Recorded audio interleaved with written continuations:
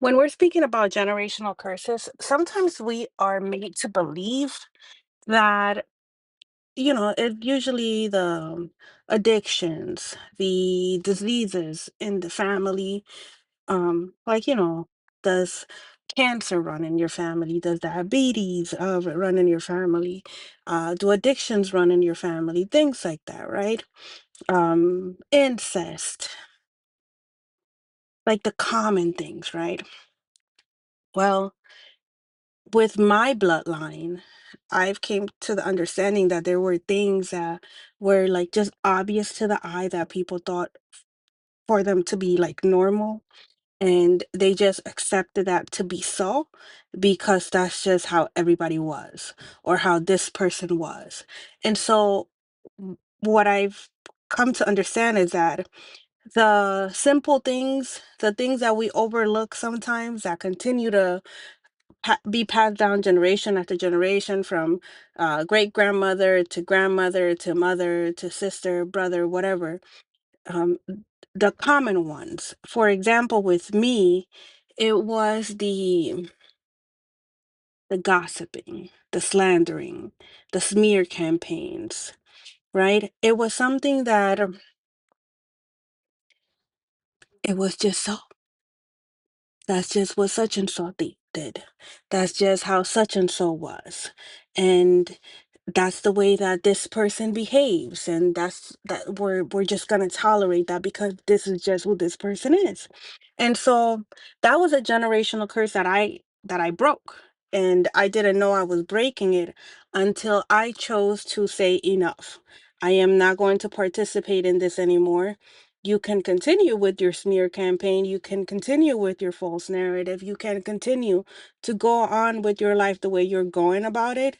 And you could go ahead and smear my name if you want to, but I will not be an active participant in it.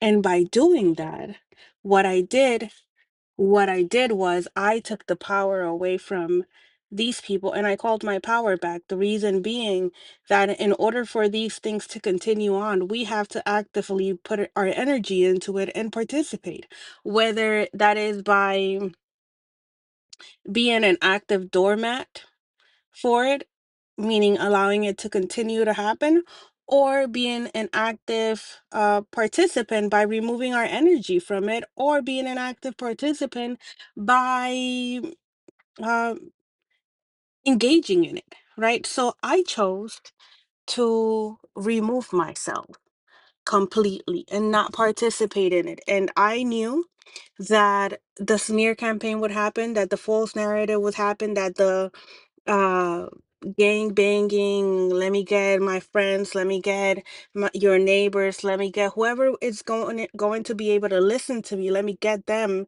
so that they can go ahead and jump on the wagon per se. And so with all that I had gone through, I knew that that was to come, and I knew how to not engage with it. And it was by removing myself from it and not participating in it in any way, shape, and form. And so what that did was it was like you know how when we're in active addiction and we're trying to heal, right? We have to stop using drugs. That's like the first step. Stop using drugs, right? The same thing with smear campaigns. Stop participating in it.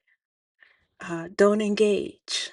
Withdraw, right? And so sometimes you'll be looked at as a punk, and sometimes people will create more narratives or get into the wagon because you are not actively defending yourself.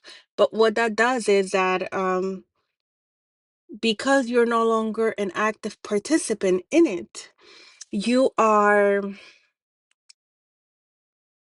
allowing them to fall into their own sword. Because just like anything that you want to kill, you starve it.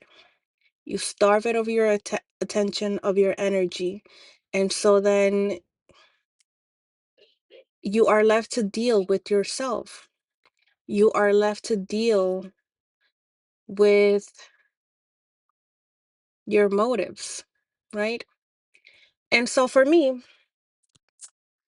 that was a big generational curse that had gone through my bloodline for generations, right?